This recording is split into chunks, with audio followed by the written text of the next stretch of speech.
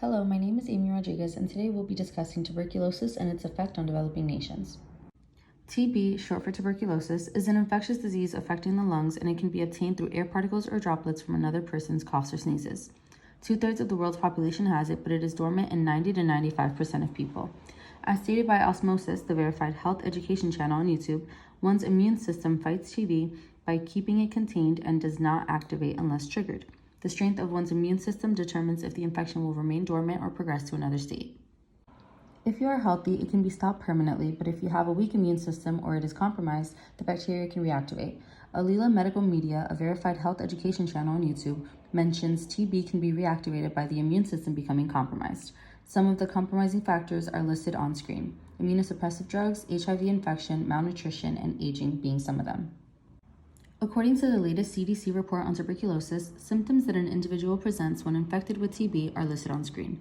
Luckily, TB is treatable and curable with a 6-month course of 4 antimicrobial drugs issued by a health worker or trained volunteer. Without the support of a trained professional to distribute the drugs, it is harder to adhere to the treatment. If the treatment is interrupted or not followed completely, one can develop drug-resistant bacteria and the recurrence of the disease.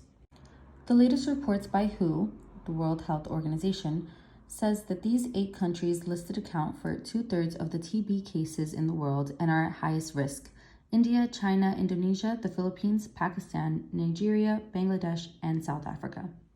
India is ranked top in the world for the highest TB rates. Now for the main causes of TB in developing countries. Pollution being first. Pollution is widespread in these countries, which means TB-infected air particles remains trapped in the air everyone breathes. Next is the lack of infrastructure. In developing countries, this means one-room homes, and these close quarters result in higher chances of spreading TB from one person to another in overcrowded living situations. This also means poorly built workplaces and poor ventilation that all increases exposure. Next is lack of access to treatment. Since majority of the population is infected but cannot afford treatment, it does not allow for the infection to be properly taken care of and only increases the spread. Lastly is poverty. This is what I believe to be the biggest contributor to the highest rate of TB in these countries.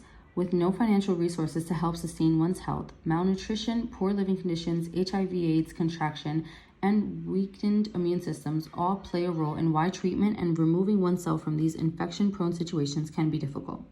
Next is cost of treatments. I have selected some important facts and citations from studies done on the real cost of TB treatments in these countries from the Journal of Tuberculosis' research of key factors of TB's catastrophic costs and Ingeta Connect's economic impact of TB. Feel free to pause and read them as I mention some key points. One of them being, catastrophic cost is defined as the total cost incurred by a TB-affected household for TB care, exceeding 20% of the annual total household income. Globally, more than 150 million people are pushed into poverty annually due to the direct payment for health services.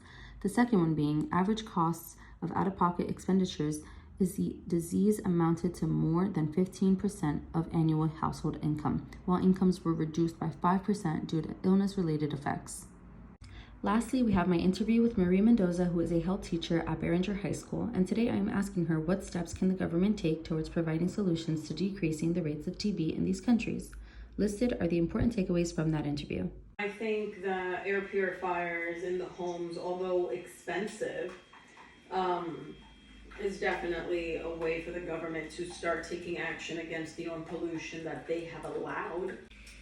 Honestly, I think that they should implement more internship programs that would have medical, like part of a residency program, or like medical students have to do pro bono time at free clinics for hours. People don't go see a doctor just because they're scared of what they're gonna say the treatment costs.